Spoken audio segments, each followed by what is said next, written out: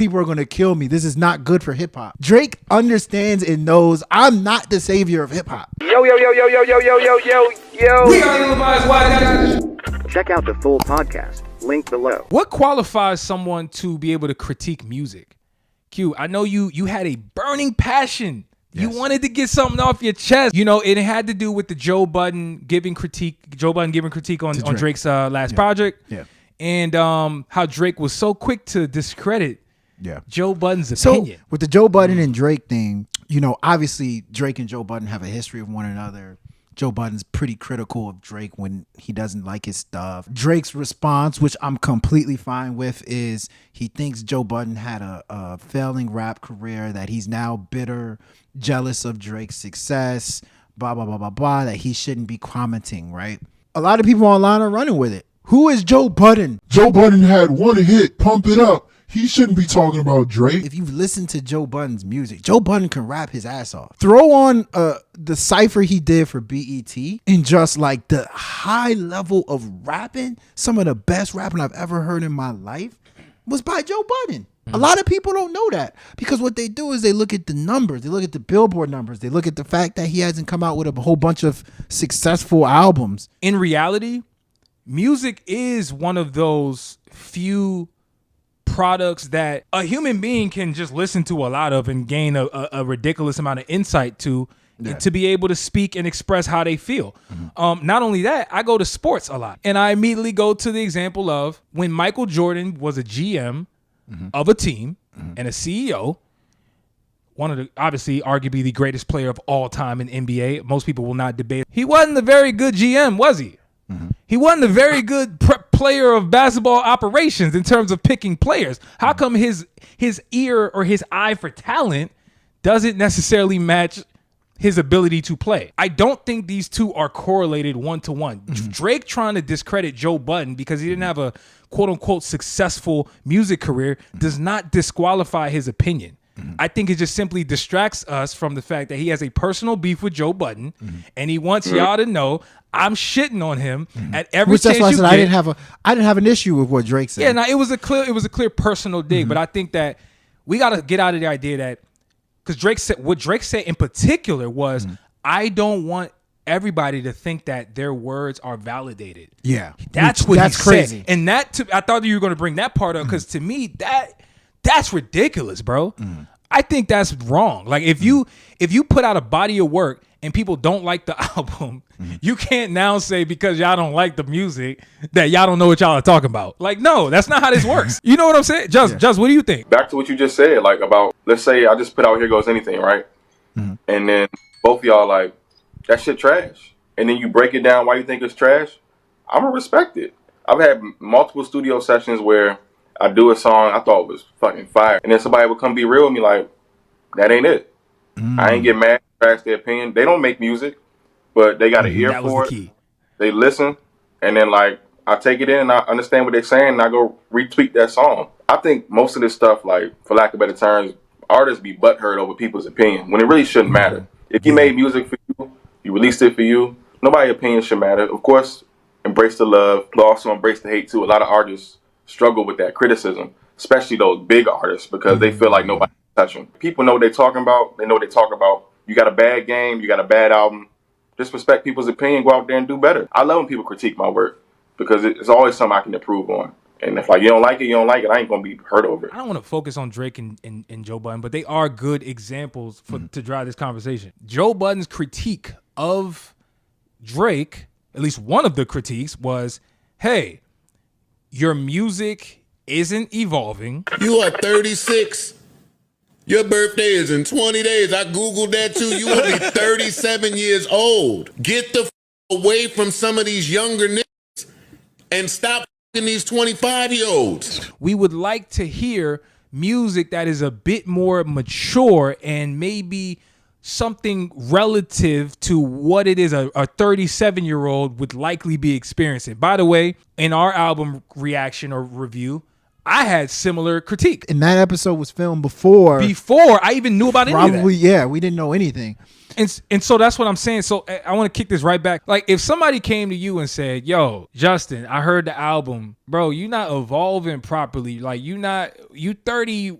Not to say you this age, but you're 35, man. Like why you not talking about stocks and bonds and family life? And we want to hear more about what you've learned in wisdom. You don't necessarily have that problem because you be going to that extent in terms of the substance in your music. But how would you take that criticism? My critique of what, like For All the Dogs, my same critique. I was on the phone with one of my friends. We having a debate about the Drake album. He showed me another perspective of it, but I still feel the same way about, like, I hold Drake to a high standard. I want to see him evolve as an artist. He showed me this perspective that we can't really force them to. Like, Drake going to grow when Drake going to grow.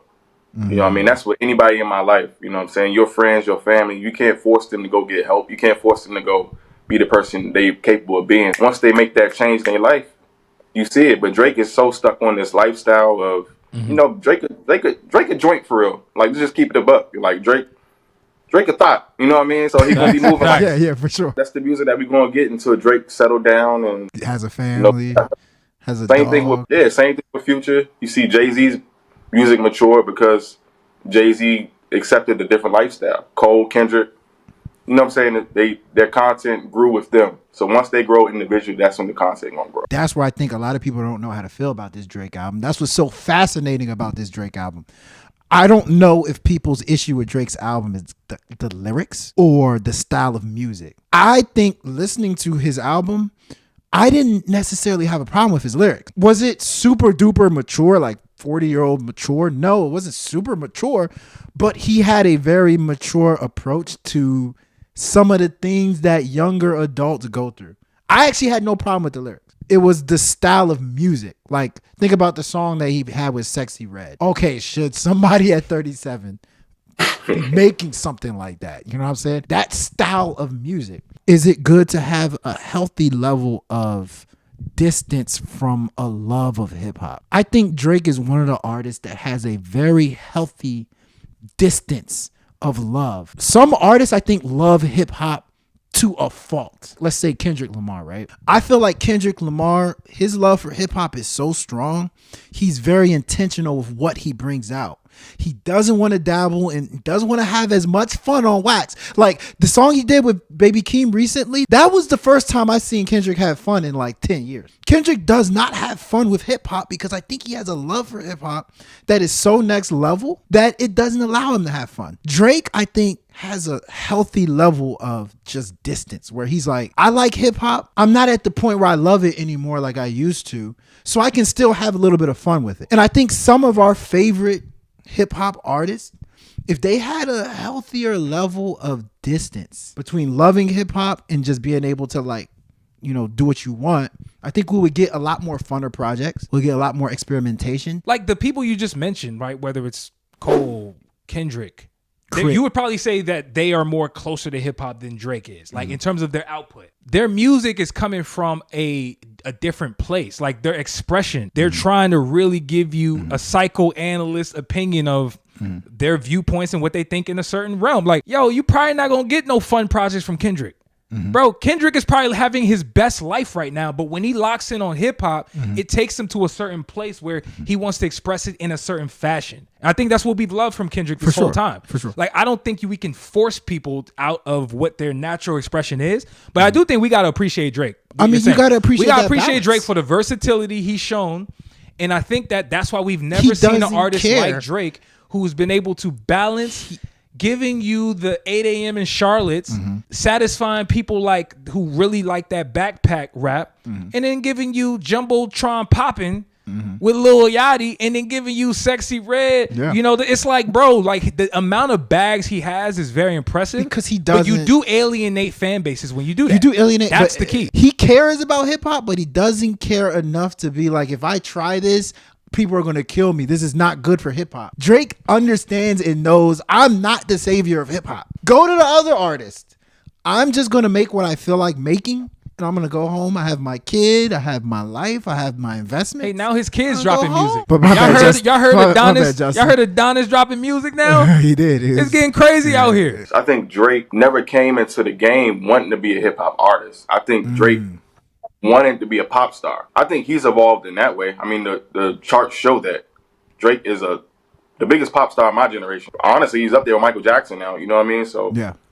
he never came into the game trying to rap. He always wanted to sing as well. So I don't think, like you said, I don't think Kendrick wants to do anything outside of rap. See, I think Damn has the most fun that we'll probably get from Kendrick. But he stays so close to home, like you're saying about hip hop. Like he always has something at the root of hip hop. Yeah, that's just artist. That's Kendrick him. is. That's his bag. Even though he in the studio with Baby Keem, who was like this fucking unicorn when it comes to hip hop, he still stays here. Drake is in the studio with Yachty.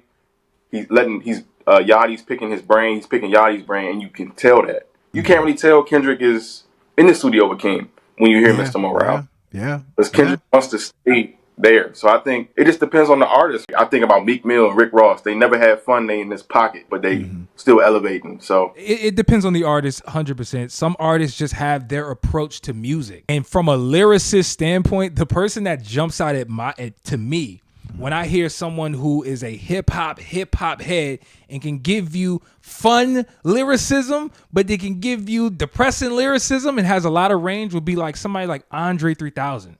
Yeah. Like when I listen to Andre 3000, like I get various emotions within a core hip hop element. He seems like he goes to the studio only when he has ideas. For real, I want to reiterate, like you don't have to love your job. You don't have to love something to succeed. Oh, because I'm a rapper, I have to love hip hop and I have to want hip hop to succeed. There is those people that we need to do that for sure. Hip hop will be nowhere if we didn't have those people. But if you don't feel you love it, it's okay. This is where we got to challenge ourselves as music fans because expectations on other people's expression is the root of the problem. When you expect a Drake to give you something and he gives you something else, you're disappointed. And now you're questioning, oh man, Drake, you ain't grow up, right? I do want to say that Drake put some of this criticism on himself, though. When he released the book, it said Mr. Old Drake. He's going on tour, on stage, saying you're going to get the old Drake. But then he puts out, I'm not saying it's a bad project. I don't think it's a bad project. The criticism that's coming from it stems from the expectations that he placed on himself. He definitely played a role. I will agree with that. And that's where it's fair. And that's where I don't think that this is...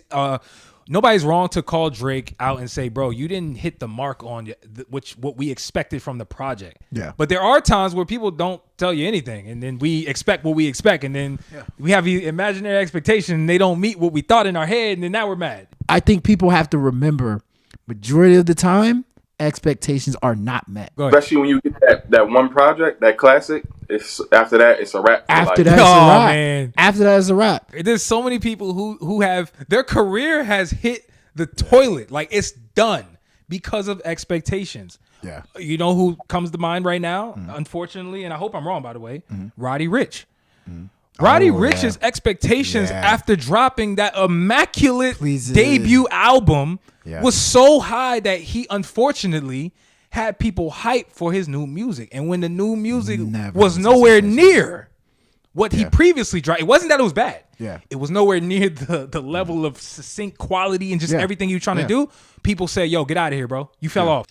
So it's crazy. It's tough, man. It's tough. Listen to the full episode. Link below.